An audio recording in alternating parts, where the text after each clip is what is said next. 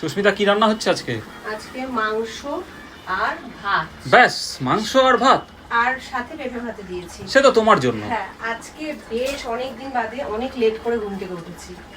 মানে এতদিন ঠিকঠাক ঘুম হয়নি, রেস্ট হয়নি। কালকে আবার বেরিয়েছিলাম, তোমরা দেখেছো। তা আজকে ভাবলাম যে আজকে একটু লেট করে উঠবো। তা লেট করে ওঠার পর তারপর কোন দিক সামলাবো, ঘরে মানে রান্নাঘরের যত বাসন ছিল সব আজকে জল দিয়ে ধুয়েছি, ঘরদোর পরিষ্কার করে ঘর ঠর মুছে একবারে স্নান করে আসলাম।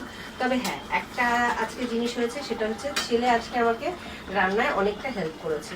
সেটা হলো, বলছে মা তুমি চিকেনটা ধুয়ে দিয়ে সমস্ত আদা রসুন পেঁয়াজ এগুলো কেটে দিয়ে যাও, আমি মাংসটা কষিয়ে দিচ্ছি। তা মাংসটা কষাতে কষাতে বেচারা হাঁপিয়ে গেছে, এখন বলছে তুমি এবার করো। তা ওই কারণে আমি এসছি। এখন মাংসটা হলেই সবাইকে খেতে দেবো। ভাত হয়ে গেছে, ভাত নামিয়ে ঘরে রেখে এসছি, বুঝলে? বুঝলাম। কতক্ষণ লাগবে আর? বেশিক্ষণ না, আর একটুখানি হয়ে গেছে। মানে ভালো কষানো হয়েছে, দেখছো না হাড় থেকে ছেড়ে গেছে মাংস। ওই মশলা টশলা সব ও নিজের মতন করে দিয়েছে, নুন হলুদ তেল যা দিয়েছে ওই দিয়েছে, আমি কিছু দেখিয়ে দিইনি।